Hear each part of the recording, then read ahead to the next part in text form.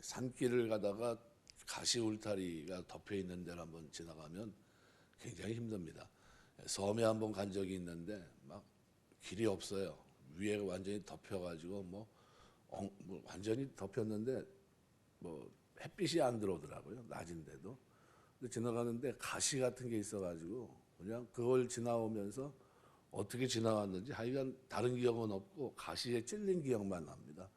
왜냐하면 아무도 손을 대지 않으니까 그렇게 그냥 무성한 겁니다. 무성해서 지나치는데도 굉장한 어려움이 있었고 혹시 또 뭐 안 좋은 게 또 나오는 건 아닌가 싶고 굉장히 위험스러워 보이더라고요. 섬길인데.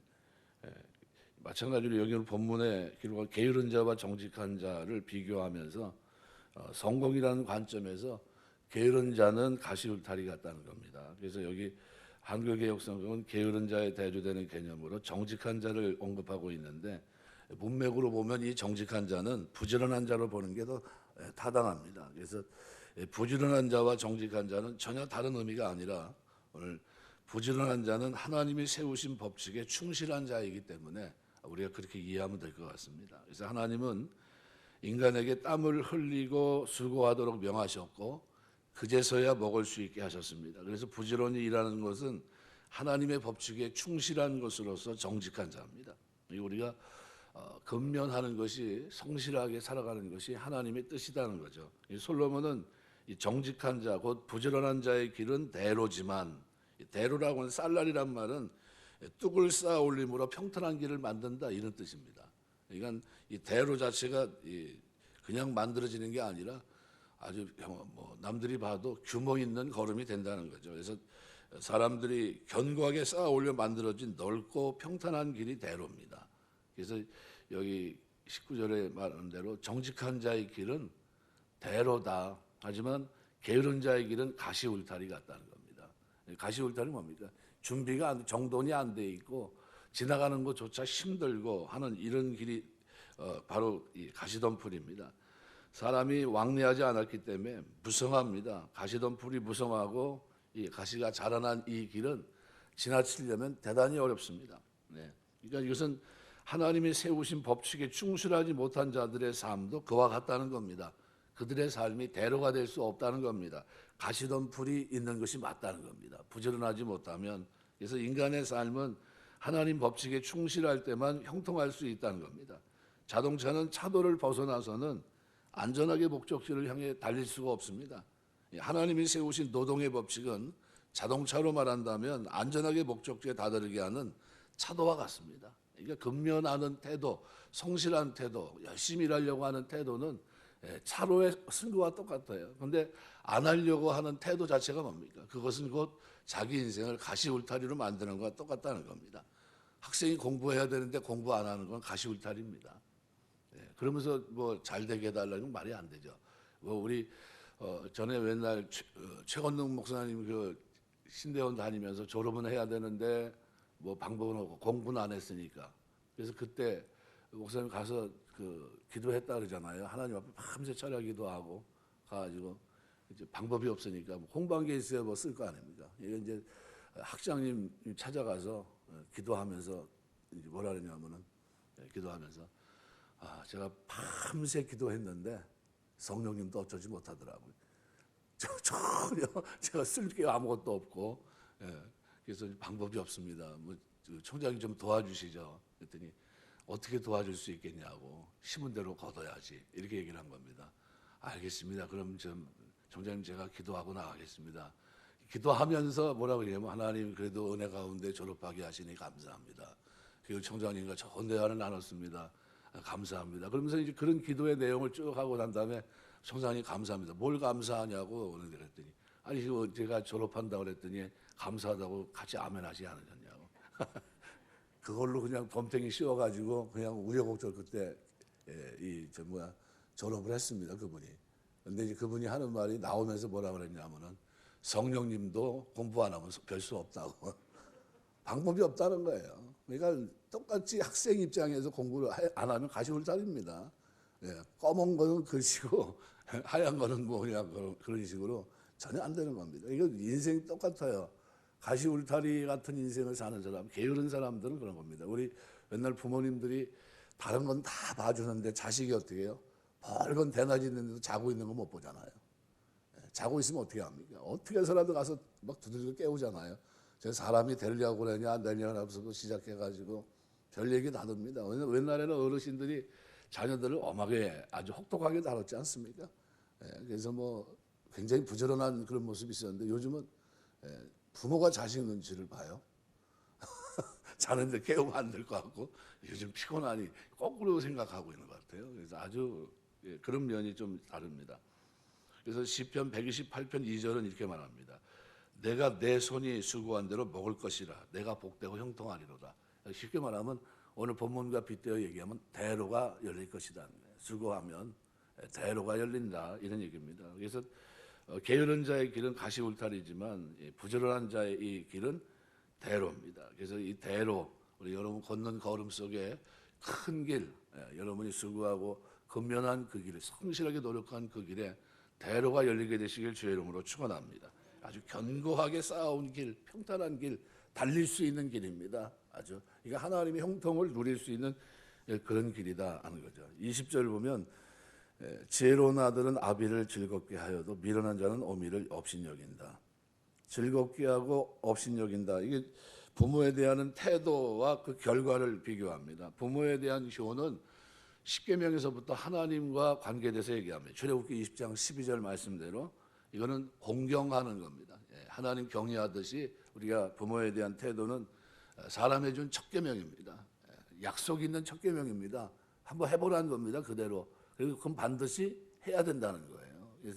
그래서 그걸 오늘 본문에서는 지혜 차원에서 강조하고 있습니다. 그래서 즐겁게 하여도 사마으라는 말은 원기를 회복시킨다. 원기를 회복시킨다. 무슨 말이냐? 요즘으로 말하면 이렇게 표현한 거죠. 엔돌핀이 솟아나게 한다. 뭐 그런 의미로 우리가 받아들일 수 있습니다. 그러니까 아비의 기력을 돋궈진다는 거죠. 기력을. 그래서 뭐 기분 좋게 하는 거죠. 뭐 살만 나게 만드는 겁니다. 살만 나게. 그러니까 지혜로운 아들은 아비를 어떻게 해요? 아비의 원기를 회복시켜 준다는 거예요. 이 기력을 성경에 보면 야곱이 그죠? 소망이 없어요. 점점점 나이는 뭐 만나가고 이제 뭐 하나님 만나서 이스라엘 된 건 좋은데 그 다음에 어떻게 해요? 쉽게 말하면 요즘으로 나오면 장애우가 됐지 않습니까? 걷는 것도 불편하고 그런데 나중에 누구 때문에 눈이 확 떠지는 것 같은 은혜를 입냐하면 아들이 살아있다는 소리를 듣는 겁니다. 우리 애굽에 쌀 구하러 갔는데 거기 누가 있어요? 죽었던 줄 알았는데 거기 요셉이 있다는 겁니다. 그 말에 어떻게 해요? 내가 얼른 가서 그를 봐야 되겠다 하면서 뭐가 회복되는 것 같습니까? 살 의미가 그 속에 생기는 것 같아요. 죽었던 아들이었던 것 같았는데 그 아들이 지금 살아있고 그것이 어떻게 해요? 애굽이라는 큰 땅에 총리로 있습니다. 그것도 쌀을 관장하면서 오늘 일용할 양식을 그를 통해서 가지고 왔습니다. 라는 얘기를 들었을 때는 뭐가 솟아나요? 원기가 솟아납니다. 이때 쓰는 말들이 여기 오늘 부분에 즐겁게 한다는 거예요. 그래서 성경에 계속 즐겁게 하라는 말이 나와요. 우리 부모님을 즐겁게 하라, 즐겁게 하라. 사마으라는 말은 원기를 북돋워줘라. 어떻게 북돋아 줍니까? 뭐 먹을 것도 물론 잘해드려야 되고 이렇게 해야 되겠지만 효를 행하면서 즐겁게 해주라는 겁니다. 살만 나게 해줘라 이런 얘기입니다. 그다음에 근데 미련한 자는 어미를 어떻게 해요? 즐겁게 하지 못하고 어떻게 합니까? 업신여긴다. 빠자으란 말은 발로 짓밟는다, 멸시한다, 하찮게 취급을 한다는 겁니다. 부모에 대해서 우습게 생각하는 거예요. 그러니까 부모 의견을 존중하지 않는다는 의미로도 이해할 수 있지만 더 나아가서는 부모를 경멸하고 학대한다 이런 의미입니다. 이게 업신여기는 거예요. 우리가 살아가면서 주 안에서 안 믿는 사람들이 여러분의 삶을 들여다보고 있어요. 부모에게 잘하시길 주의 이름으로 축원합니다. 근데 부모에게 잘한 걸 누가 보고 있냐면 자식들이 보고 있는 겁니다. 뭐냐면은 부모에게 잘해야 된다 얘기할 것도 없습니다. 보여준 대로 살아갑니다. 보여준 대로. 여러분이 보여준 대로. 그래서 부모에게 하는 거는 자기 자식이 있으면 꼭 데려가서 보여줘야 돼요. 내가 이렇게 하고 있으니까 너도 나중에 해라. 아주 저는 노골적으로 얘기를 합니다. 노골적으로 너 본대로 해라. 너 본대로 해라. 그러니까 그게 굉장히 중요합니다. 그러니까 가라고 한다고 가는 게 아니에요. 지식으로 가는 게 아닙니다. 부모의 삶으로 눈으로 보고 그래서 깨닫게 해줘야 됩니다. 그래서 부모에게는 저렇게 하는 거구나, 당연한 거구나, 이게 돼 있어야 돼요. 그러지 않으면 어떻게 합니까? 업신여겨요. 우선으로 취급하지 못한다는 겁니다. 공경한다는 말은 내 간장과 같은 말이거든요. 그래서 내 신체 부위에서 가장 중요한 부분 아닙니까? 그러니까 가장 귀중하게 여기고 중요시 여겨야 된다는 부모에 대해서. 그러니까 부모를 섬기는 데 있어서 뭐가 우선입니까? 즐겁게 하는데 초점이 맞춰져 있어야 됩니다. 원구 회복에 초점이 맞춰져 있어야 된다는 거예요. 신바람 나게 살 수 있게 삶의 의미를 부여할 수 있는 그게 자녀들이 해야 될 일이라는 거예요. 그거를 자문이 계속 강조합니다.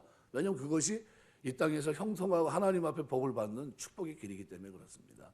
우리 교회를 출입하는 여러분 가정에는 이런 은혜가 늘 넘치게 되시길 주의 이름으로 축원합니다. 전에 어떤 교회는 참 죄송합니다. 안수 집사님이란 분인데 조금 그 아버님이 이제 좀 치매가 왔는데 그냥 마치 그냥 외딴 어디다 그냥 갖다 놓고서 힘들게 이렇게 해가지고 결국은 그렇게 돌아가셨는데 뭐 제대로 듣지도 못하고 좀 돌아봤어야 되는데 그러지 못하고 이렇게 했는데 그걸 이제 뭐 그냥 숨겼지만 나중엔 다 알게 되잖아요. 그러니까 그 뭐 얼마나 힘듭니까? 본인도 힘들지만 그렇게 살아간 그 부모님은 얼마나 또 힘들겠고 그 주변에 그 소식을 들었던 사람들은 얼마나 또 상처를 입었겠습니까? 어떻게 그럴 수 있을까? 이게 잘못된 거거든요. 그러니까 그런 것들은 하지 말아야 된다는 거죠. 우리가 스스로. 그래서 조심해야 됩니다. 그래서 부모에 대한 그 신앙의 자세는 어떻게 하면 즐겁게 해 주실 것인가. 그래서 탈무드에도 보면 그 얘기가 나오죠. 달마가 그죠? 보석을 파는 사람이 있는데 어느 날 누가 찾아옵니까? 진짜 오랜만에 임자가 하나 나타났어요. 나타나가지고 뭐라고 얘기합니까?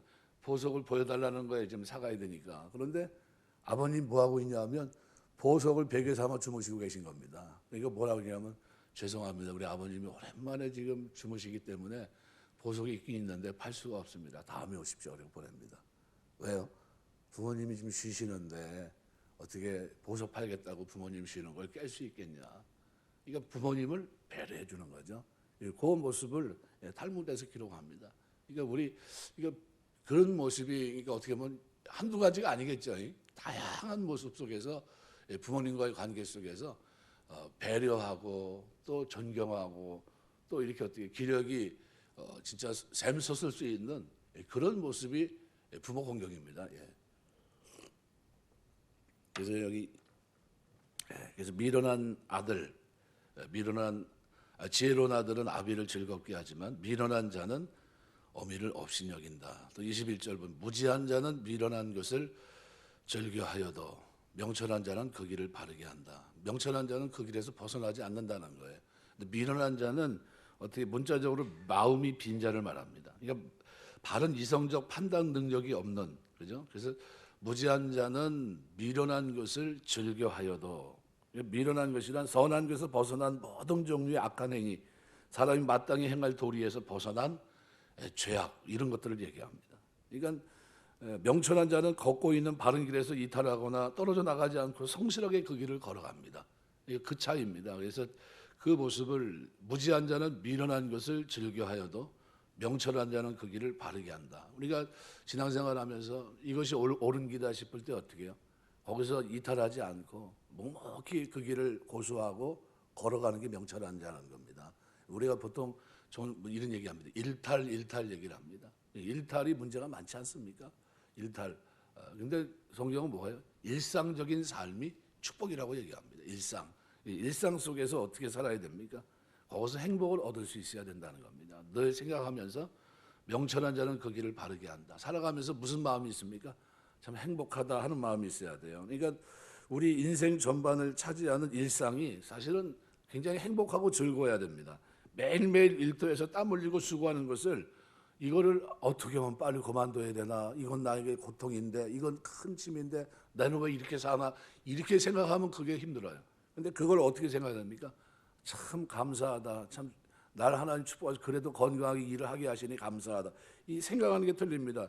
조금만 아프고 힘들어도 평범한 일상에서 건강히 살아가는 것이 얼마나 큰 은혜인지를 깨닫게 되고, 학업하는 사람은, 공부하는 사람은 좀 어떻습니까?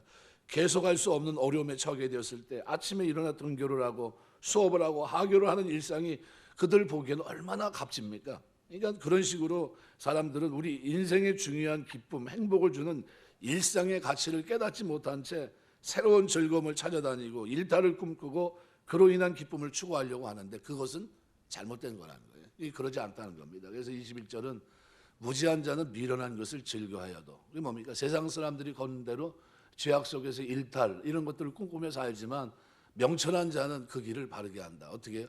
자기 일상의 행복을 느끼고 최선을 다하고 그 속에서 어떻게 해요? 명철한 게 선악간의 구분이 분명하고 그 삶에 살아가는 동안 어떻게 해요? 누가 뭐라고 해도 흔들림이 없는 삶을 살아간다. 그게 의인의 모습입니다. 그래서 우리가 살아가는 동안 진짜 우리에게 중요한 거는 일상입니다. 일상의 축복들. 새벽에 나와 기도하는 이 일상이 여러분에게 가장 소중한 시간이 되시길 주의 이름으로 축원합니다. 나는 이 시간이 나에게 하나님 만나는 시간이고 하나님께 내 사정을 아뢰는 시간이고 이것은 축복의 시간이다. 이게 내 마음속에 그렇게 자리 잡아야 되는데 내가 그냥 그 많은 시간 가운데 참 힘들고 고통스럽고 뭐 이러면 힘듭니다. 어떻게 하면 내가 새벽 기도를 안 할까? 이거 고민하고는 안 돼. 그게 아니라 어떻게 하면 내가 새벽 기도를 하고 하나님 앞에 나가서 하나님 얼굴을 뵐까? 그것이 나에게 참 좋은 일인데 이게 똑같은 일상의 하루를 시작하면서 전개하는 게 틀립니다. 그죠? 하나님 은혜 속에서 은혜를 사모하며 하나님께 맡기고 사는 삶이요. 이쪽은 어때요? 그게 아니라 떠나서 어떻게 하면 멀리 갈까 이런 겁니다. 어떻게 하면 그 길에서 벗어날까 그걸 일합니다. 어디 좀 놀러 좀 가볼까 뭐 이렇게 되는 거예요. 자꾸 이쪽에서 다른 일은 없을까 뭐 이렇게 됩니다. 이게 우리가 제일 중요한 시간이 뭡니까? 저는 새벽기도라고 생각합니다. 우리 살아가는 매일 일상의 삶 속에서 왜냐하면 이 시간이야말로 나에게 가장 소중한 시간이다. 하나님 나를 축복하는 시간이고 하나님의 얼굴을 대면하는 시간이고 이 시간이야말로 내 일상을 바르게 점검하는 시간이고 하루를 올곧게 세우는 날이고 이 시간이야말로 내가 하나님 앞에 가까이 가는 시간이다. 이건 진짜 하나님 보실 때 아름다운 시간이거든요. 하나님이 그렇게만 받아주십니까? 그렇게 마음을 갖고 걷는 걸음 속에 하나님 우리에게 뭐 주십니까? 형통함을 주시는 겁니다. 그런 은혜가 여러분의 삶 속에 있게 되시길 주의 이름으로 축원합니다. 그래서 성경은 디모데전서 5장 6절에 일락을 좋아하는 일은 살았으나 죽었느니라 그랬어요.